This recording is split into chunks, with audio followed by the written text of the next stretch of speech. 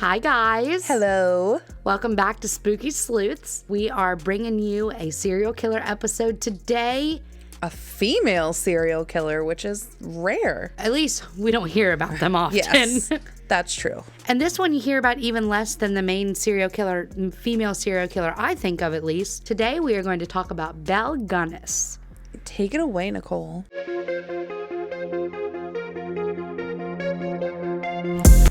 I'm Sammi. And I'm Nicole. And we are Spooky Sleuths.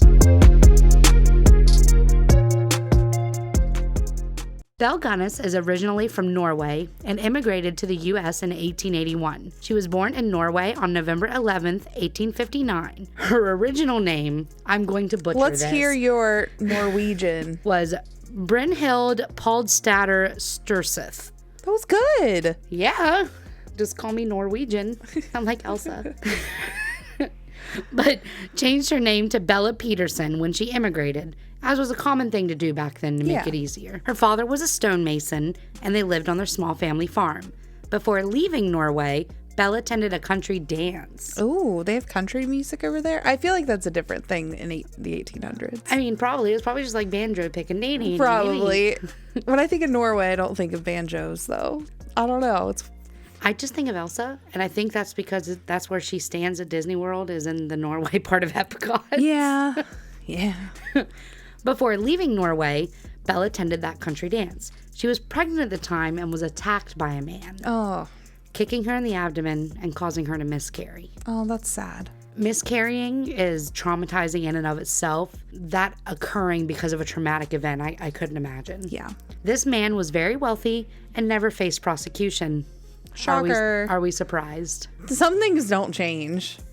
Shortly after, the man died from what they say was stomach cancer. I'm betting that guy did not die of stomach cancer. I'm betting you'll think so too once we get into this. When Belle left Norway, she settled in Chicago in search of wealth.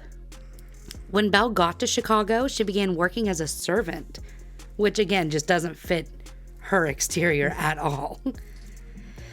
In 1884, she married her first husband, Mads Sorensen, who was also from Norway.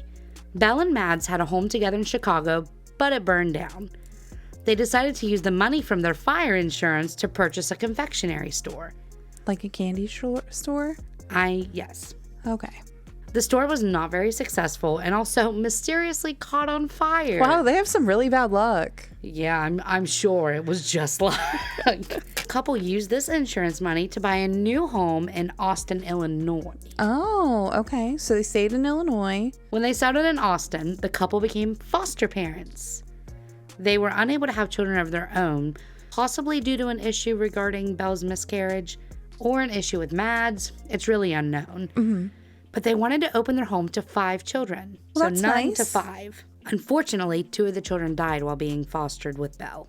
The first child was Coraline, who I automatically think of the movie Coraline with the buttons. And the fact, once I get into Belle and her parenting style, I'm just like, she's the other mother. Yeah. Anyways, Coraline died in 1896, and the second child was Alex, or Axel. I saw both in the research, who died in 1898. They both supposedly died of colitis. This could have been caused by poisoning. Okay. The symptoms of colitis and poisoning are very similar. Both children had life insurance policies. Oh, okay. So now we have fire insurance money, and now we have life insurance money. Yes, we're very good at the insurance game. It is the 1800s, so there's probably not nearly as many fail-safes. Yeah, that's true. Not long after the death of the children, Belle looked into Mads' life insurance. She told him his life insurance policy was too small, so he took out a larger one.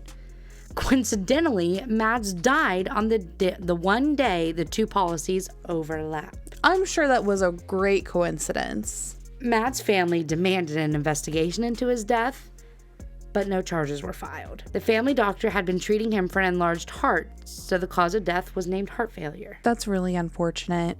The family doctor didn't find the death suspicious, so no autopsy was conducted. Belle received $8,500 from his life insurance, or about $240,000 in today's money. Not enough to make me kill my husband. Now that's 3 deaths in the family in a short period of time, and the neighbors are getting a little stitious. Yeah. To avoid the neighbors, Belle and her 3 foster children moved to La Porta, Indiana, where Belle bought a farm in November of 1901. Less than a year later, in April of 1902, Belle remarried to Peter Gunness, who was also from Norway. Peter's wife recently died, and he had 2 young daughters. Less than a week after they married, Pete's youngest daughter died, and only 8 months later, Peter died under suspicious circumstances. Oh my gosh. This woman is just killing. That is 3 kids, 2 men. And nobody's thinking anything of it? It's odd to me. There's no boundaries there. I feel like most people wouldn't kill a kid. Pretty common. Most people wouldn't kill anyone, but even those who do kill probably wouldn't kill kids. Listen, apparently Belle told the police Peter was accidentally hit in the back of the head by a sausage grinder that magically toppled over off a high shelf in the kitchen. That's exactly what happened. I guarantee it. Not at all. There's no way. The coroner allegedly muttered, "This is a case of murder," when examining the body. Not only was the coroner suspicious of this death, one of Belle's foster children told a classmate, "My mama killed my pop. She hit him with a meat cleaver and he died. Don't tell a soul." Oh. Naturally, school kids began talking about the situation. Well, that makes me feel like she saw it. Belle's daughter denied the story to the coroner, and Belle talked the man into believing she was innocent. She must have been one charismatic lady. If you've seen a picture of her, I would not think that she was someone who could swoon the police. Unfortunately for her daughter, Belle told neighbors that her daughter went off to Lutheran College, a finishing school for girls in Los Angeles. In actuality, Belle murdered her and buried her on the farm. Thankfully, Peter's brother took his oldest daughter home with him to Wisconsin, so she was safe. She's probably is she the only kid to survive at this point? Yes. She has killed all of her significant others and their children, foster or awful. Step. After Belle receives Peter's life insurance, she was $3,000 richer, or $81,000 today. Definitely not enough to kill my husband. I don't think there's an amount that would be enough, but those aren't it. But she's not, it has nothing to do with the husband. It's about the money she knows she can get after he dies. And Belle was single again and needed to find a new husband. She was actually pregnant with Peter's baby at the time of his death. Oh. So she needed a wealthy man and used her charm and children to lure her next suitor. She placed personal advertisements into Norwegian language papers 3 times a week. The advertisement read, ready? Oh, God. Homely widow who owns a large farm in one of the finest districts in La Porta County, Indiana, desires to make the acquaintance of a gentleman equally well provided, with view of joining fortunes. No reply by letter considered unless sender is willing to follow answer with personal visit. Triflers need not apply. Triflers? Triflers. Wait, we're saying triflers back then? And they need not apply. Believe it or not, this You don't want no scrub. No. Now it's in my head. Thank you. Thank you for that. You're welcome. Trying to holler at me. Believe it or not, the advertisement was very appealing to many men. They began to show up for scheduled visits. So many men showed that the exact number is not known. So I see an ad in the paper. This woman wants me to join my fortune with hers, and I'm not allowed to write her first. I just have to go there. Doesn't sound sus at all. Yeah, it sounds like they could reply by letter. It wouldn't go any further without them coming to visit. If I'm a trifler, she don't want me. Exactly. Men would show up with lumps of cash, go on carriage rides on Sunday afternoons, and many would never be seen again. So we're not even worrying about insurance at this point. We're just killing men with money. Yeah, we're just going to take what they have. Belle began buying large wooden trunks that Belle would be able to lift on her own shoulder like they were nothing. Wonder what she was doing with those. They were to bury her dead suitors in. Oh, great. Belle was a strong woman. She was 5'9" and over 200 pounds, so she was able to take care of business. She didn't need no man. Right. Except for his money. She wants his money. She had a reputation for wearing men's overalls and butchering hogs. She did have a farmhand named Ray Lamphere. Belle was using Ray for more than just to help around the farm, though. Of course she was. Belle and Ray had a sexual relationship, which Ray bragged about town. I'm sure she loved that. And while she was still with Ray, she began placing her advertisements in the newspaper. It's like a slap in the face. Yeah, he's not good enough. He's not wealthy enough. Ray was hoping to marry Belle one day and become a partner in her farm. When a man named Andrew, here's another one of these names. Oh gosh. Helgelian. I'll put it on the screen if you're watching on YouTube. And if you're not watching on YouTube, go watch YouTube. Anyways, Andrew came to the farm to win over Belle, and Ray was super jealous. Of course. Andrew stayed for a couple of weeks and ended up transferring all of his money from an Aberdeen bank to the First National Bank in LaPorte. When Andrew and Belle went to the bank, despite the bank and Andrew advising Belle to keep some money in the account, Belle took all of Andrew's money out in cash. Yeah, because that's all she wanted. And it's the last time that Andrew was seen. Andrew's brother became concerned when he did not return home, and he found letters from Belle, so he wrote back to Belle, and he wrote to the First National Bank asking for information about Andrew's whereabouts. The only information he got from the bank is that he was there, and Belle just told him that Andrew had left. One of Belle's letters to Andrew gives us a glimpse of how she got men to come to her farm. Okay. To the dearest friend in the world, no woman in the world is happier than I am. I know that you are now to come to me and be my own. I can tell from your letters that you are the man that I want. It does not take one long to tell when to like a person, and you I like better than anyone in the world. I know. Think how we will enjoy each other's company. You, the sweetest man in the whole world. We will be all alone with each other. Can you conceive of anything nicer? I think of you constantly. When I hear your name mentioned, and this is when one of the dear children speaks of you, or I hear myself humming it with the words of an old love song. It is beautiful music to my ears.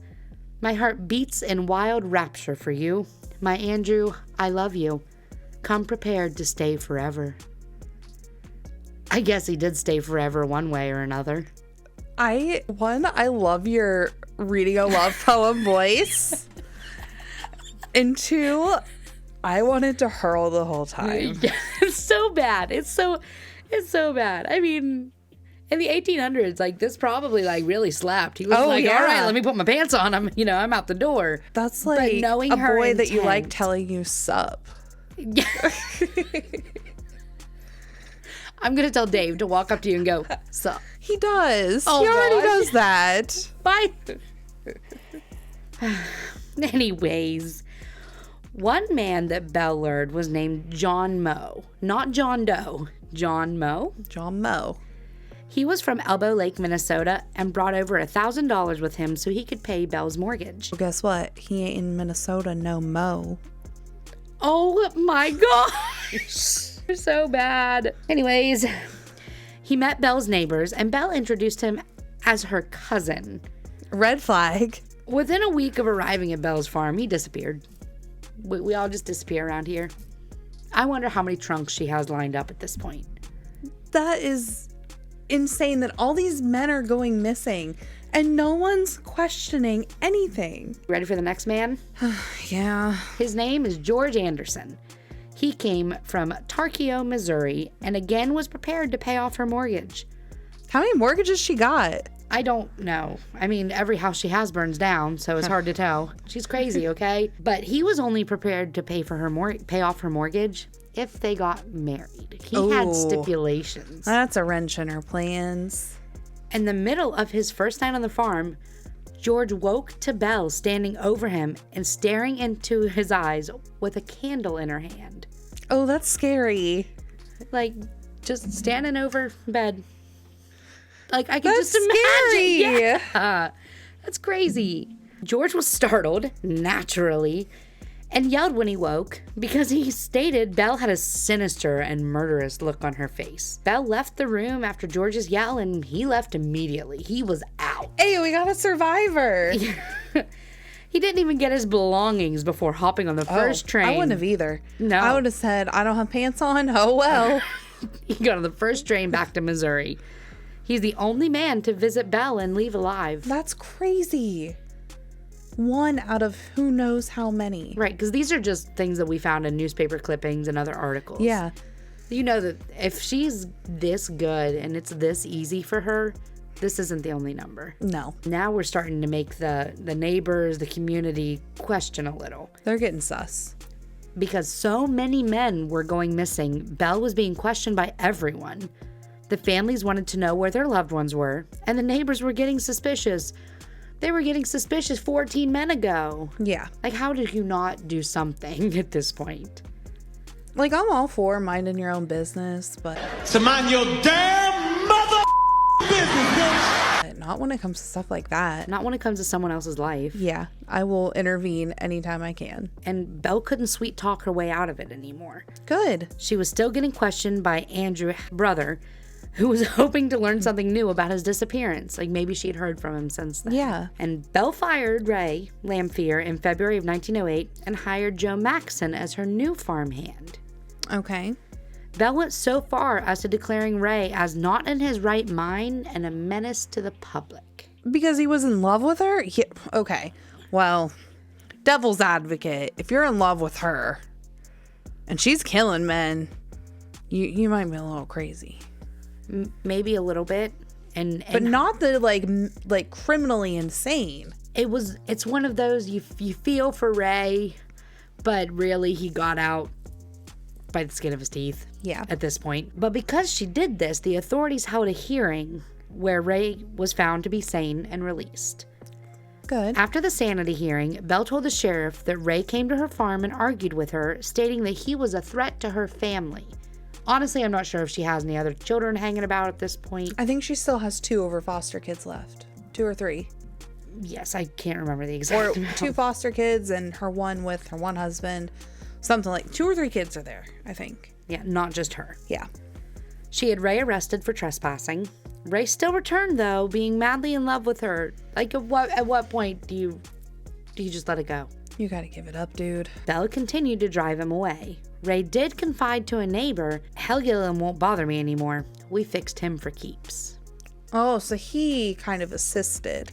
It's implying that Farmhand is more than just helping on the farm with the animals. and rolling in the bed with Belle. Yeah. It seems like he was a little bit more involved than initially we were led to believe. Yeah. Belle then went to a lawyer to claim that Ray threatened to kill her and burn her house down, which, mind your business. You know, don't point your fingers. We got 3 more pointing right back at you. Don't throw stones at glass houses. How many other sayings can I put in here? You burned your own house and your candy store. And killed all of your significant others, men on the road. You can't say nothing to no one. I like that we're questioning a murderer's, morals. Well, yeah. I mean, there are none, but it is what it is. Or ethics. I guess that would be ethics. Yeah. She thought this was the perfect time to go make her will, just in case he did act on his threats. I'm sure that's exactly why she went and made a will. The day after she completed her will, Joe woke up to the smell of smoke. The house was on fire, and Joe tried to wake the family up, but he was unable to wake them. He jumped out of the second-story window to run to La Porte Fire Department in his underwear. Oh. The fire department found the bodies of the family in the basement. They found 3 children and a woman who was missing a head. So clearly, we're thinking it's Belle and her 3 kids. Well, they were, I'm assuming. I'm not. Yeah. I'm absolutely not. She ain't going down like that. And how'd her head get cut off? It was probably Ray. Oh. The county sheriff heard about Belle claiming Ray threatened her and was talking about it on the scene. He immediately believed the fire was arson and murder and sent 2 deputies to arrest Ray. So even though he got out alive, she still, in her death, made his life hell. That's awful. Poor Ray. Ray denied having anything to do with the fire and claimed he was not near the farm when the fire started. Mm-hmm. A neighbor did say he saw Ray running down the road away from the home before the fire started. So Ray was arrested and charged with murder. Do you think he really started the fire? We didn't start the fire. Or do you think Belle had him help her? This is where I'm not sure. Like, she was so crazy, but you can't. And he was in love with her. Exactly. It's really hard to tell. And I think she could have convinced Ray anything. Yeah. Hey, let's do this. We'll run off together. Not, hey, let's do this and I'm going to frame you. Right. And questions began to arise about the headless body and if it really was Belle Gunness. The body that they found in the fire was only 5'3" Oh. and weighed 125 pounds. So it's like half her size. Exactly. This is why neighbors and friends They went and they viewed the body and said it wasn't her. A dentist used a piece of bridge work that was found in the remains and compared it to Belle's dental records. It was a match, and the coroner officially declared the body as Belle Gunness. There is no way. Belle was an evil genius. There's just no way that was her. Andrew why? Helgellian. Anyways, Andrew's brother came out to the farm to hopefully find answers about his brother. He was convinced of foul play due to Andrew giving all the money to Belle and disappearing. Yeah, it's a little bit suspicious. It's a little stitious, yeah. The firemen, while looking for her head, uncovered 8 men's watches, assorted bones, and human teeth.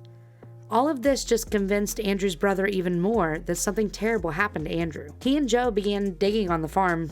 Joe was the new farmhand. Yeah. Joe and Belle had been burning some trash in March, so that's where they started. The pair uncovered Andrew's body in a gunny sack. Oh, what's a gunny sack? Did you just ask me what a gunny sack was? We cannot make fun of me for things. We can't? Do we need to talk about the floppy disk again? At least I ask to, broaden my knowledge. Well, check out our episode of BTK where Sammi learns what a floppy disk is. Anyways, back to Joe. It prompted the sheriff and his team to dig for several days, and they found at least 13 bodies on the farm. So there were more than that. Because one of them's her daughter. What happened to Ray? He was found guilty of arson, but not of murder. Okay. He told the authorities that Belle would kill her victims by pouring poison in their dinner coffee. Oh. Which tracks with all of the stuff that happened in the very beginning. The stomach cancer, the colitis. Yes. Yeah. After they were unconscious, Belle would split their skulls, take them to the basement, and butcher their bodies. Sometimes they were fed to the hogs, and others were buried on the farm. Yeah, so there's no way to tell how many have an bodies accurate number. there were. Yeah, there's no way to have an accurate number. That's sad for the victims and their families. It is suspected that Belle took her money, smothered her children to death, and left behind everything else, including a corpse that looked enough like her to fool the authorities. The cadaver allegedly belonged to a woman from Chicago who was promised a job as Belle's housekeeper. Oh my gosh. Belle was an evil mastermind. She really was. I know most serial killers are very methodical. They're very played out. You think of your more well-known ones like the Zodiac Killer, the Night Stalker. It's all methodical and premeditated. But she just takes it to a whole nother level. She poisoned her own kids. I could not imagine. Oh my God. What do you guys think? Did Belle go on to live a different life? Or yes. Or did she die in the fire? What do we think? My thing is, I don't know, because she isn't going to live her life like that, just killing whoever she wants. Move on to a new life and not kill anyone else. For me, it's not even that. It's you're not going to swindle all these men's money. And then because somebody starts getting suspicious of you, take out a life insurance, change your life insurance policy, and then kill yourself? Yeah, I mean, she couldn't collect her insurance. No, exactly. So I'm not... I don't know, this is just wild. It is, and there's so much speculation, because, this is a story from the 1800s. Yeah. Like, they didn't have the DNA testing that we have. They had dental records, which... And they had no idea that DNA testing would be a thing. Right. So there's nothing to go on, but it's one crazy story. Well, guys, thank you, Nicole, for that great story. If you made it to the end of this video, give us a skull and crossbones emoji. Yeah. Make sure to go check us out on Instagram and TikTok at Spooky Sleuths Pod. If you're not watching on YouTube, head over to YouTube and search for Spooky Sleuths Pod over there, so you can see all of our paranormal investigations and see some pictures to go along with this episode. Make sure to like, comment, and subscribe. Definitely don't forget to smash that like button. And on that note, stay spooky, friends.